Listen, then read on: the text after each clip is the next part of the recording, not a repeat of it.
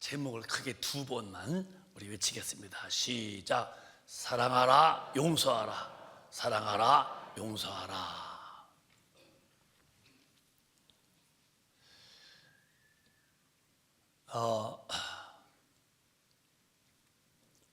신앙생활의 결국은 하나님 앞에 가는 겁니다. 천국 가는 겁니다. 그런데 천국을 갈 수 있는 길이 그렇게 쉬운 길이 아닙니다. 매우 좁은 길입니다. 좁다는 말은 이렇게 이런 큰 대로가 아니라 좁은 길이라는 말이 아니라 그렇게 하나님의 법대로 살 수 있는 그 생활이 힘들다 그 말입니다. 그러면 신앙생활이 뭐냐?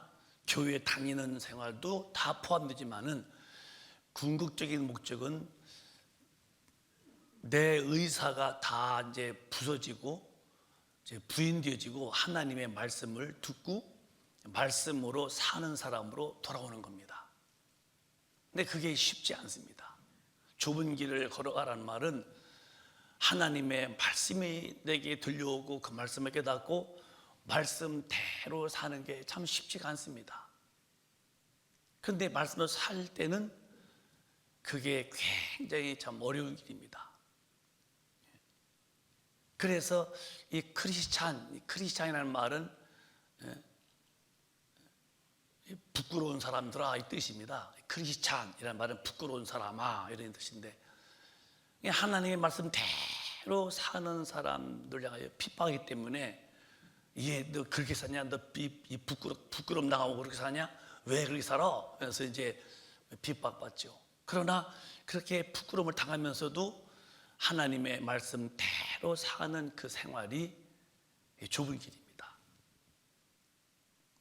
저는 우리 큰빛 가족이 정말입니다.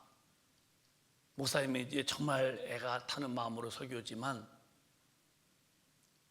넓은 길로 가는 사람들은 많다고 그랬어요. 정말 좁은 길은요 찾는 이가 적다는 거예요. 그건 하나님의 말씀을 듣고 말씀대로 사는 사람이 교회 안에 작다는 거예요. 그러면 작다면 어떤 결과냐? 하나님 앞에 가는 수가 그렇게 적다는 거예요. 그래서 오늘 저와 여러분이 1년을 이제 다 마감하면서 과연 나는 하나님의 사랑으로 사랑했고 다 용서했냐를 한번 훑어보고 내 마음속에 적은 소자라도 걸려 있다면 이건 놔두면 안 되는 거예요. 하나님의 말씀을 듣고 하나님의 능력의 기본은 사랑인데 그 사랑으로 모든 걸 다 용서하셔야 돼요. 그래서 사랑하면은 용서하게 돼 있는 거예요. 왜? 사랑이 뭐냐? 원래 사랑이라는 말은 담당한다, 담당해 준다 그 뜻인데 하나님이 인간을 사랑하셨어요. 그건 하나님의 사랑입니다. 인간은 하나님께 반역한 죄인들입니다. 법대로 말하면은 법대로 인간은 심판받고 법대로 인간은 지옥 가는 거예요. 법에 의해서. 그러니까 하나님은 그 법을 취소 못하죠. 왜? 그는 말씀한 것은 진리이기 때문에, 편찮기 때문에. 그러니까 그 법은 그대로 존재하니까 대신 아들을 그 법대로 죽게 하고 아들을 죽임으로 인간의 죄를 대속하시고 인간에게 살 길을 용서를 해줬다. 이게 법이에요, 법. 하나님의 법을 무시하느냐? 그는 하신 말씀은요 1.1획도 잡고 다 이루신다는 거예요. 그러니까 인간이 그 법 앞에는 다 죄인 되었고 그 죄값으로 이제 심판받고 그 심판의 결과는 지옥불에 던지우는 이 참 아담 이후에 이 저주받은 우리 인생을 하나님은 우리를 법대로 하지 않고 우리 은혜를 베푸신 거예요. 그 은혜가 뭐냐? 은혜는 값없이 주시는 거예요. 그게 선물입니다. 그래서 아들을 보내시고 아들이 법대로 인간의 죄를 짊어지고 대신 죽고 우리를 살리신 거죠. 그리고 우리에게 성령을 부으셔서 나를 구원하신 이를 모시고 그리고 나를 구원하신 이의 음성을, 말씀을 깨닫게 하고 그 말씀대로 살 수 있도록 내 안에서 나를 이렇게 이끌어가시죠. 여러분, 비행기가 떠갈 때에 그냥 떠나가면 엔진이 계속 그 제트 엔진이 어마어마하거든요. 뭐 차도 막 날아가잖아요. 그것이 큰 그 비행기를 돌려서 막 뛰어가잖아요. 근데 엔진이 꺼지면은 뭐 그게 산이든 바다든 그냥 추락해서 사람 다 죽죠. 엔진이 돌아가면서 비행기 날아가듯이요, 성령님의 역사 속에서 우리는 하나님 말씀을 깨닫고 성령님의 인도 속에서 하나님의 법대로 살도록 하나님 하신 겁니다. 그러니까 성령이라는 분을 하나님이 보내신 적은 분같이 취급하고 성령님을 그냥 우습게 대하는 사람은요, 절대로 신앙생활을 하나님이 원하는 대로 살 수가 없는 거예요. 성령을 무시하고 성령을 그렇게 업신여기고 말이에요. 성령을 존중치 않는데 이분이 나를 끄실 수 있겠어요? 이게 성령으로만이 말씀을 가르치시고 성령으로만이 깨닫게 하시고 성령으로 나를 끌어가시는데, 성령님 자체가 없든지 성령님이 있어도 이분을 소홀히 대하고 무시하고 근심케 만들면은 신앙생활이 안 되는 거예요. 그래서 신앙생활은 여러분이 열심히 하려고 하면 여러분 실패합니다. 여러분은 성령을 절대 의지하려고 해야 됩니다. 성령을 의지하려고 할 때 성령 여러분을 딱 잡으시죠. 비유로 말하면은 나무에 가지가 붙어 있죠. 가지는 그냥 나무에 붙어 있으면 그냥 절로 잎히고 절로 꽃피고 절로 열매 맺지, 가지가 무슨 뭐 진행을 빨아당기나요? 뿌리가 다 당겨서 그 나무가 쭉쭉 올려서 가지는 붙어만 있으면은 그 뿌리의 힘에서 그 잎이 피고 꽃이 피듯이 말이에요. 하나님의 은혜로만이 예수 믿는 생활을 하는데요. 그래서 신앙생활은 성령이 오셔야만 되기 때문에 주님은 가시기 전에 아주 분부했어요. 움직이지 말아라고, 예루살렘을 떠나지 말라고. 내가 올라가서 성령을 보낼 테니 성령이 임하여야 권능이 온다고. 오늘 이 아침에 우리 큰빛 가족은 있는 이 자리에서 성령을 사모하시면서 예배하시다가 다 성령 충만함을 받는 이 강한 은혜가 있으시기를 예수 이름으로 축원합니다. 이 성령님의 은혜를 무시하고 성령님이 있음도 모르면은 그리스도인이 될 수 없는 거예요. 바울이 에베소 교회 가봤더니 한 12명이 앉아서 찬송도 부르고 하는데 도무지 하나님의 말씀을 깨닫지도 못하고 그 뭔가가 신앙이 나올 모습이 전혀 안 보이는 거예요. 그럼 물었어요. 도대체 너희들은 성령을 받았느냐? 그랬더니 우리는 성령이 있음도 듣지도 못했다는 거예요. 그럼 무슨 세례 받았느냐? 우리는 요한의 세례만 받았다고. 그래서 다시 복음을 전해주고 예수 이름으로 침례주고 안수할 때 그때 성령이 확 임했는데 그들이 갑자기 방언을 말하고 예언을 말하면서 그때부터 그 에베소 교회가 팍 부흥되었는데, 역사에 보면 한 50만 명이 부흥됐다. 12명이 시작한 교회가 50만 명이 부흥됐다는 그런 기록이 있어요. 성령 임하고부터 팍 움직이죠.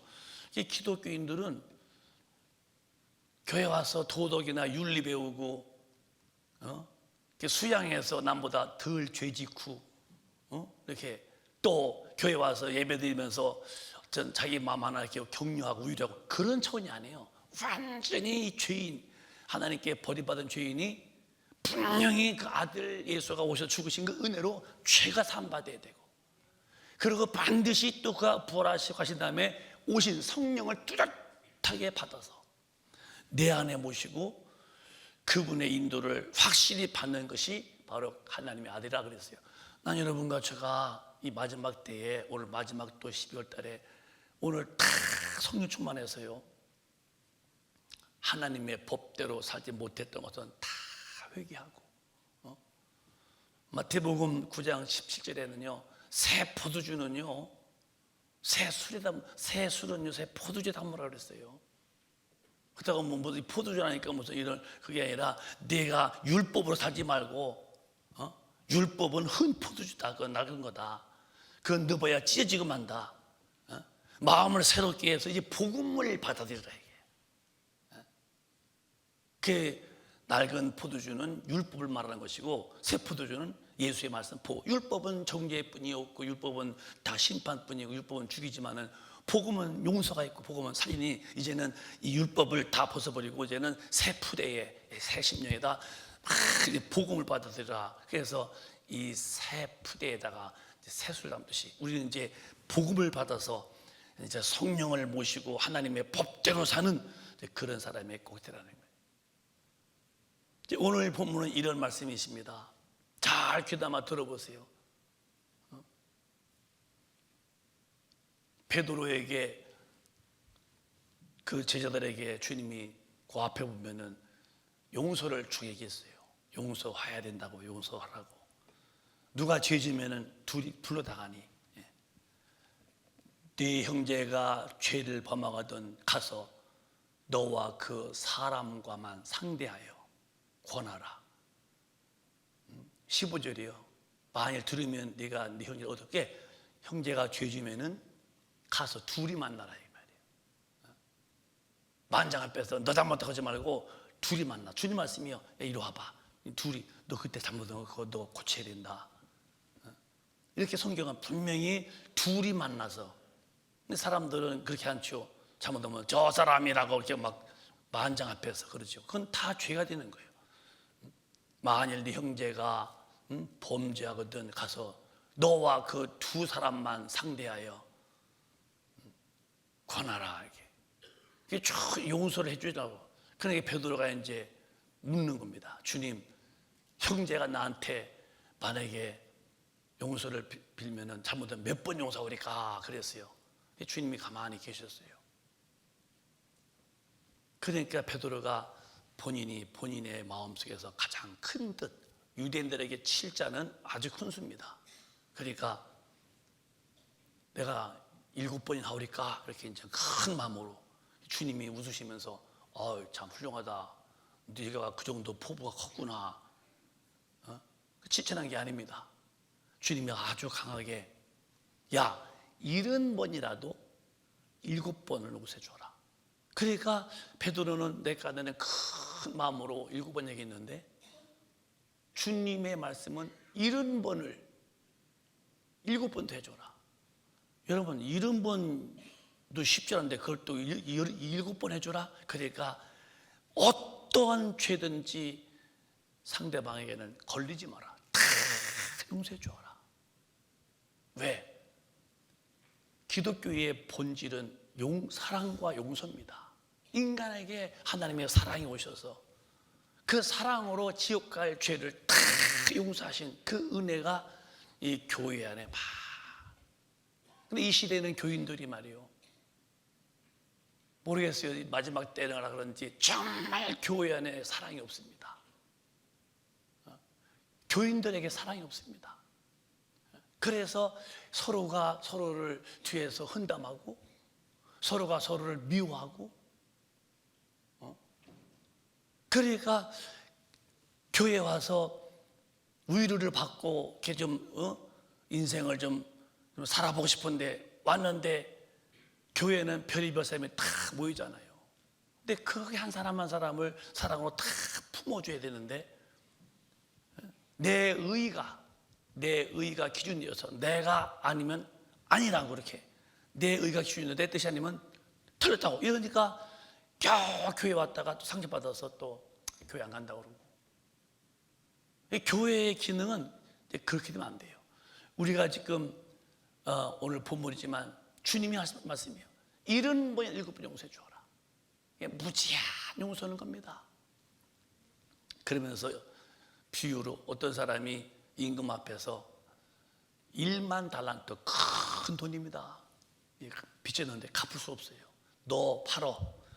네 부인도 팔고 너희 자식 팔아서 종으로 팔고 내 소유 다 팔아. 할 수 없는 지금 그런 입장입니다. 도무지 나 팔고 부인 팔고 자식 팔아서 종으로 보내고 집 다 팔아서 그러니까 어렵지요. 그러니까 그 할 수 없는 걸 아시고 임금이 이렇게 다 용서하잖아요. 그래 내가 너에게 탕감해 주마. 이게 얼마나 큰 은혜입니까? 응? 이건 하나님 앞에서 우리가 원죄와 자범죄를 다 용서받는 겁니다.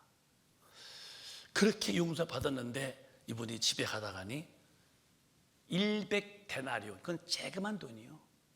그걸 빚진 친구한테 왜 갚지 않냐고 길바닥에서 싸우더니 너는 안 되겠다 이놈 하고서 오게도 집어 넣었다는 거예요.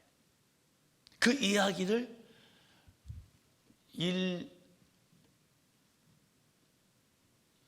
1만 달란트를 용서해 주신 임금이 듣고서 아니 그렇게 큰 돈을 용서했는데 그 적은 돈을 용서 못해? 잡아와! 다시 오게 넣었다는 겁니다.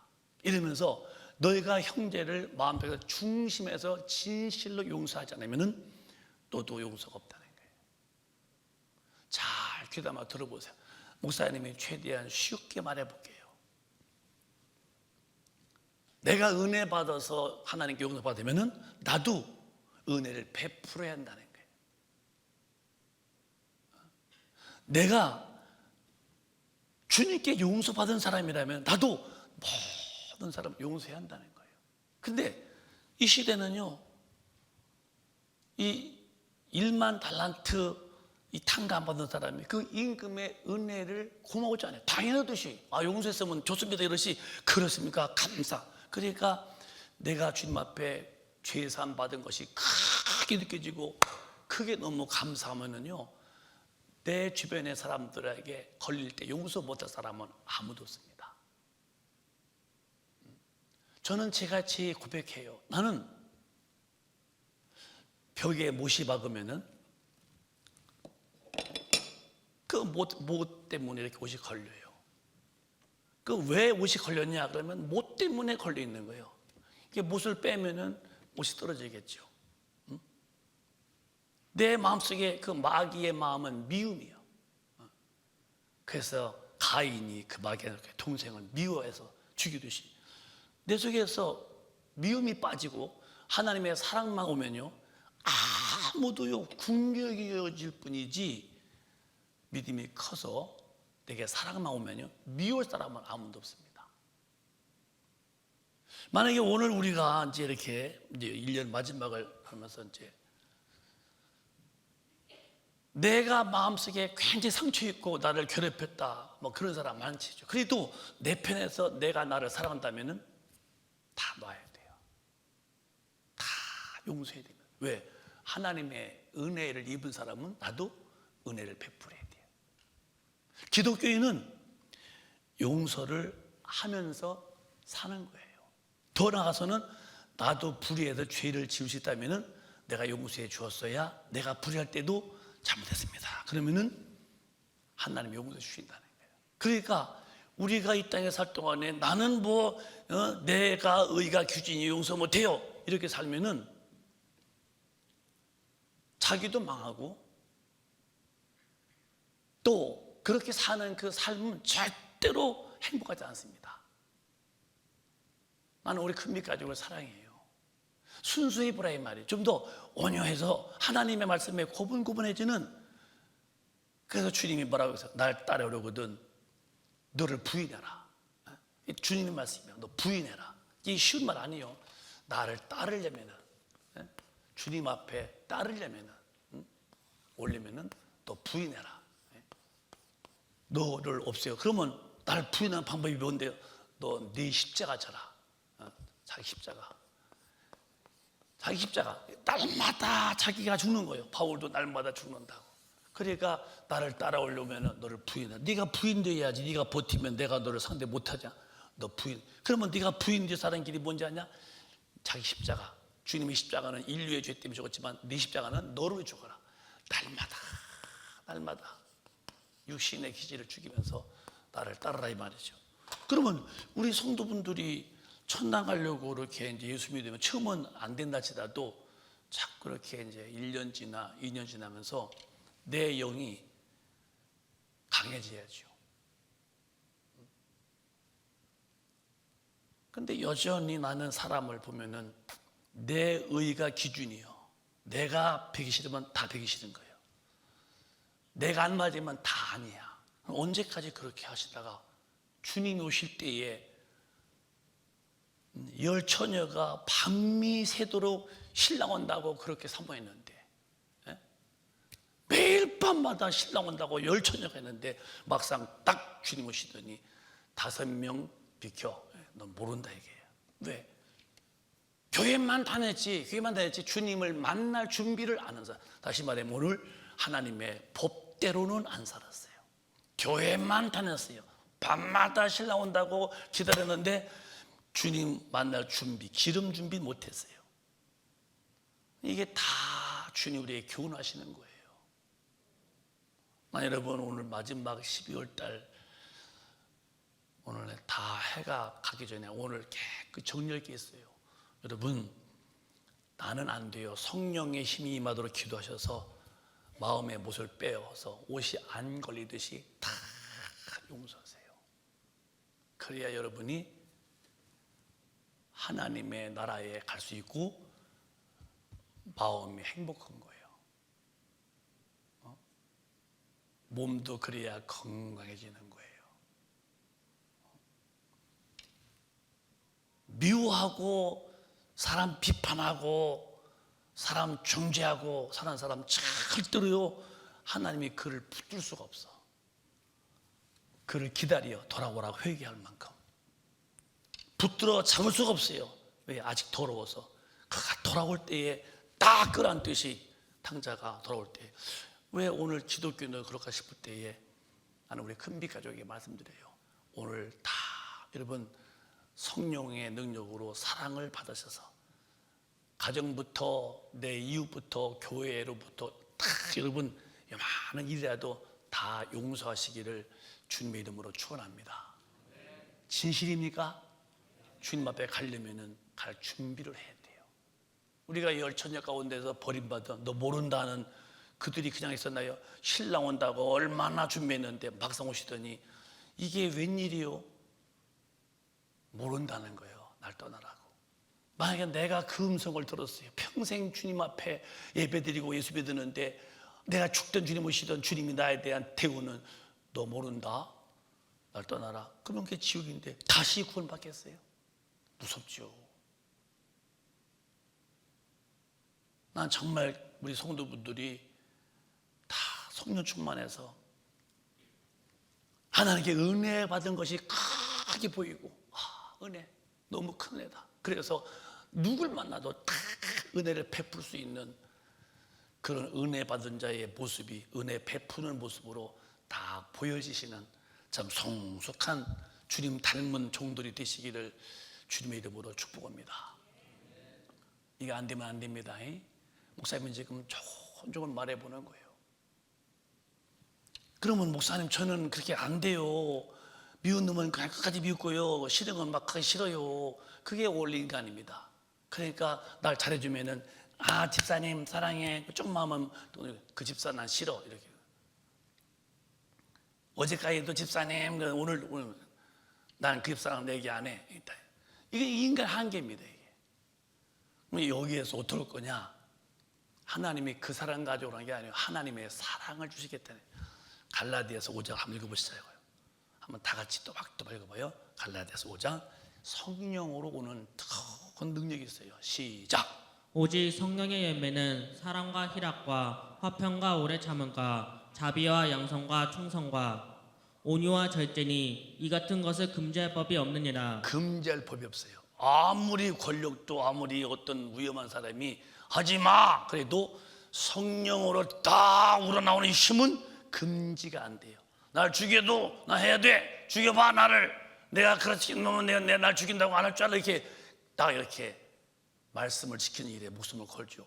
근데 첫 번째 성령에 임하시고 기도할 때에 이렇게 우러나오는 힘이 있는데 첫 번째 그게 다시 올려봐요. 그게 사랑이에요.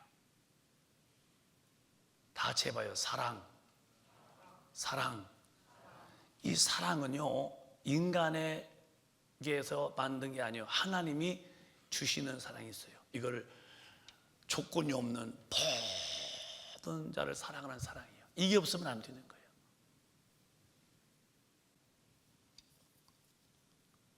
일흔 번을 7번씩 해라. 누가 하루에 7, 7에 40, 490번을 죄짓고 가서 말하겠어요. 그만큼 하나님 우리에게 다 용서하는 거예요. 요한 1서 4장 보면요, 성도가 사랑해서 마땅하대요. 그건 이상한 게 아니래요. 크게 또박또박 시작. 하나님의 사랑이 우리에게 이렇게 나타난 바 되었으니 하나님이 자기의 독생자를 세상에 보내심은 저로 말미암아 우리를 살리려 하심이라. 하나님의 사랑은 아주 당연히 망해야 돼요. 원수고. 그런데 그런 인간을 그래서 하나님은 은혜 아버지신, 은혜라는 말은 값이 없이 그냥 주시는 선물이요. 은혜요, 은혜로. 하나님의 사랑이 우리에게 이렇게 나타난 바 되었는데, 하나님은 자기의 독생하시는 예수님을 이 땅에 보내시면 저로 말미암아 우리를 살리시려고, 죄에서 우리를 구원하시고 성령을 부어주셔서 거듭나게 만들고 하나님의 말씀 주셔서 진리로 살게 하시려고 아들도 보내시고 성령도 보내시고 진리도 보내시고 다 했다. 이 은혜요. 하나님의 사랑했다. 그러면 사랑은 뭐냐? 살리시는 거래 이거예요. 10절에 시작. 사랑은 여기 있으니 우리가 하나님을 사랑한 것이 아니요 오직 하나님이 우리를 사랑하사 우리 죄를 위하여 화목제로 그 아들을 보내셨습니다. 하나님과 원수가 된 우리는 이제 아무 가망이 없어요. 절망입니다. 아주 캄캄입니다. 바늘구멍만큼도 희망이 없어요. 죄인, 심판, 지옥인데요. 이 죄를 하나님의 아들을 죽게 하시고 인간의 죄값을 아들에게서 해결하시고 우리를 죄에서 건져주시고, 이 얼마나 큰 용서 받은 은혜입니까? 이 은혜를 받은 자가 1만 달란트를 받은 자 같은 이 큰. 근데 100데나리오 형제끼리 조금 서로 의견 충돌을 그걸 못해서 두고 보자, 난 너 안 문다, 이건 안 된다는 거예요. 그 11절 보면은 다시 한번 시작. 사랑하는 자들아 하나님이 같이 우리를 사랑하였은즉 사랑하셨은즉 우리도 서로 사랑하는 것이 마땅하도다. 하나님이 그 사랑하셔서 나를 사랑했고 내가 그 사랑 받아서 죄에서 이렇게 구원받았다면은 우리도 서로 사랑하는 것이 특별한 게 아니요, 당연한 거예요. 당연한 것을 특별히 여긴다면은 내가 오류죠. 근데 누가 이렇게 당연하냐? 성령의 사람은 돼.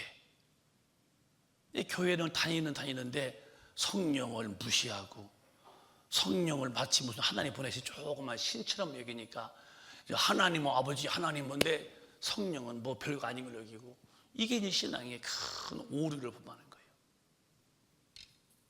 우리는 성부와 성자와 성령 이 세 분을 믿는 게 아니라 이분은 한 분인데 하나님이 예수님이시고 예수님의 성령이시고, 다만 위요, 성부 위는 천지를 지으신 이 우주 위에 계신 분을 성부 위에 하나님이고, 그 천지를 지으시고 만물을 지으시고 전능한 분이 지구 덩어리 안에 오신 그 위치, 이 분을 성자 위 예수님이라고, 죽으시고 부활하시고 우리 영혼에 오신 그 위, 요 성령 하나님이다.